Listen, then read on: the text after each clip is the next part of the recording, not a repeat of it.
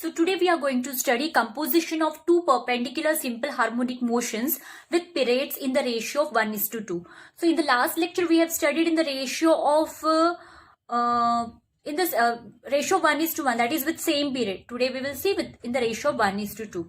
So let us consider two perpendicular simple harmonic motions and which are perpendicular. So that means one will be along x-axis, another will be along y-axis, and periods are in the ratio of 1:2. That means frequency, it will be in the ratio of 2:1, because we know that periods and frequency, they are inversely proportional to each other. So first SHM will have frequency twice that of the other one. So that is how here we have taken 2 omega.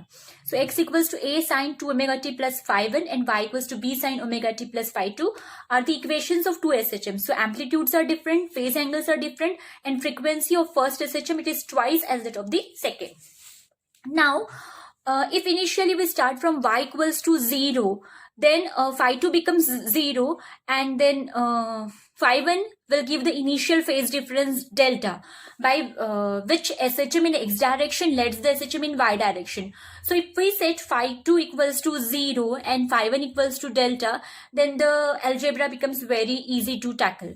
So that is how we will assume this. So equation 1 implies, this is equation 1, y equals to b sine omega t plus phi 2. So I can write y upon b equals to sine omega t. Similarly, I can write here x upon a, that is equals to sine 2 omega t plus delta. Now we will expand this using the formula sine a plus b. It is equals to sine a plus sine a into cos b plus cos a into sine b. So I expanded like sine 2 omega t cos delta plus cos 2 omega t sine delta. Now sine to theta, the formula is 2 sine theta cos theta. So I will write 2 sine omega t cos delta, plus we know that formula for cos 2 theta is 1 minus 2 sine square theta. So I use that formula. So cos 2 omega t, it is 1 minus 2 sine square omega t into sine delta. So x upon a equals to 2 sine omega t cos delta, plus I multiplied this. So sine delta into 1 sine delta minus 2 sine square omega t sine delta. So here we are getting x upon a minus sine delta. I shifted sine delta term over here, plus 2 sine square omega t sine delta, that term also here, and I'm taking square of it, so that will become equals to 4 sine square omega t cos square delta. So what I have done, x upon a, I shifted the sine delta term over here. So x upon a minus sine delta plus this term 2 sine square omega t sine delta, square of it. So that will be equals to 4 sine square omega t cos square delta. Simply that. Shifting these two terms over LHS and then squaring both the sides. So I got this 4 sine square omega t cos square delta. We know that cos square theta equals to 1 minus sine square theta. So now this equation, it is in the form of sine omega t. Now we know that sine omega t equals to y upon b. So for sine omega t, I can substitute y upon b. So x upon a minus sine delta plus 2 sine square omega t will be replaced by y square upon b square sine delta whole square. It is equals to 4 sine square omega t is y square upon b square into 1 minus y square upon b square cos square delta. This way. So 4 into, this is equals to 4 into, I will multiply by y square b square inside the bracket. So it will be y square upon b square minus y raised to 4 upon b raised to 4 cos square delta. So what I am getting is x upon a minus sine delta plus 2 y square upon b square sine delta whole square plus 4. I shifted this term over here, and while shifting, I changed the sign of this. So that is how it will become plus only. Plus 4 y square upon b square minus y raised to 4 upon b raised to 4 minus y square upon b square cos square delta equals to 0. So suppose this is equation A. So what we have done in this equation, there is no term of t. So basically we eliminated t and obtained the above equation. Now this equation A gives the equation of the curve traced by the particle. This equation is of 4th degree in y and thus represents a 2-loop curve. So for different values of the initial difference delta, different Lissajous figures are obtained. What are Lissajous figures basically? That I will explain at the end. So whatever kind of diagrams this path traced by the particle, these loops, these curves we are getting, they are basically called as Lissajous figures. So I will explain at the end what Lissajous figures are. So case first, let delta equals to 0 or pi. So if we substitute delta equals to 0 or pi, sine 0 is 0, cos 0 is 1. So that way we will get x square upon a square plus 4 y raised to 4 upon b raised to 4 minus y square upon b square equals to 0. In both the cases, we get this kind of curve. If we plot curve for this particular equation, it is a curve. This is called as figure of 8. Second case, if delta equals to pi by 2, sine delta is 1, cos delta is 0.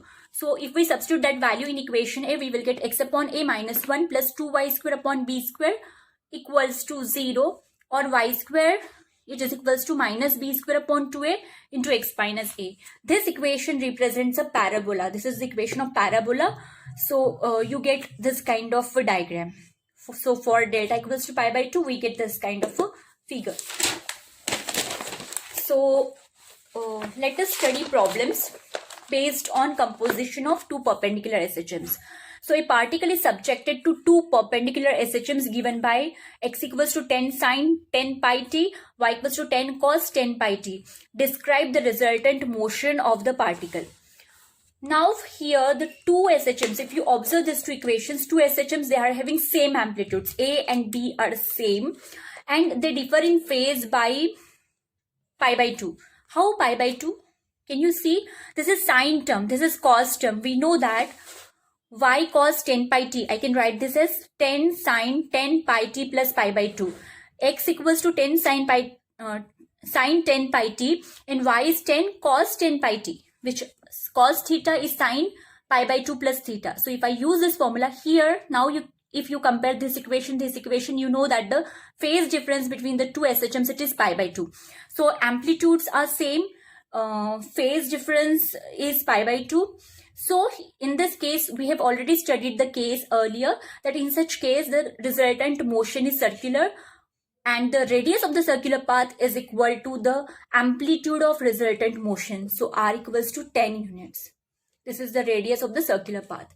And we know that t equals to 2 pi by omega. So 2 pi by omega, value of omega is 10 pi. So 2 pi by 10 pi, that is 0.2 second. So this is how we can describe the resultant motion. Let us take one more problem. A particle is subjected to two perpendicular SHMs, x equals to a cos omega t, y equals to a cos omega t minus pi by 4. Find the trajectory of the particle. Now we know that y equals to a cos omega t minus pi by 4. So we will expand this, cos a minus b. It is cos a cos b plus sin a sin b. So I will write a cos omega t cos pi by 4 plus a sin omega t sin pi by 4.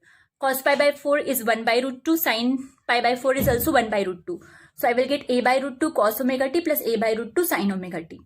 A by root 2 cos omega t plus a by root 2 sin omega t, I can write as 1 minus cos square omega t square root of it. Because I know that sin square omega t is 1 minus cos square omega t. I am taking square root of both sides. So I can write this way.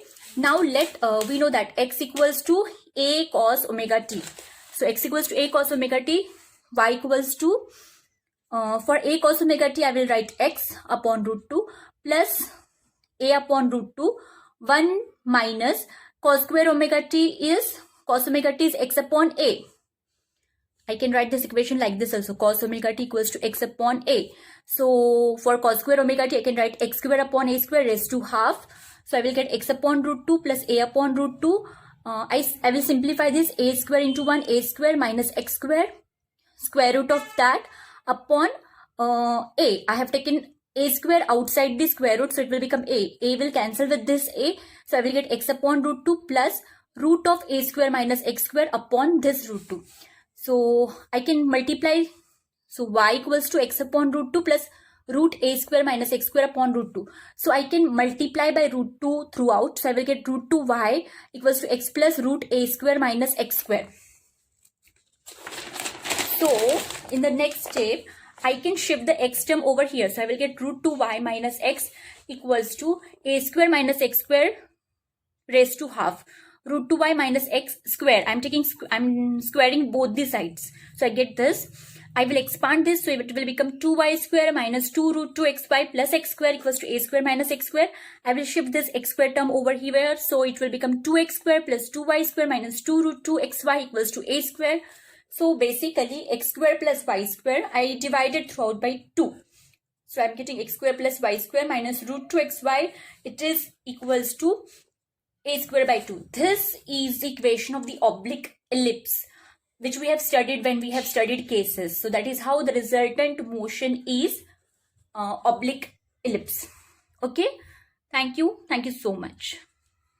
There is one term which still remains there, that is Lissajous figures. What are Lissajous figures?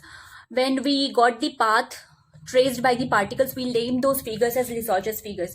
So basically, if you want to define Lissajous figures, these are the curves traced by a particle when it is acted upon by two perpendicular SHMs. So curves traced by a particle when acted upon by two perpendicular simple harmonic motions, they are called as Lissajous figures. And the shape of Lissajous figures, it depends upon three factors. It depends upon amplitude of the component SHMs, frequencies, or you can call time periods, and it also depends upon the initial phase difference. So when we were deriving the equation, we already know that it depends upon these three factors. Okay, so Lissajous figures are, in a simple language, they are the curves traced by a particle when acted upon by two perpendicular simple harmonic motions. And you have to remember on which factors the shape of Lissajous figures depends. Thank you so much.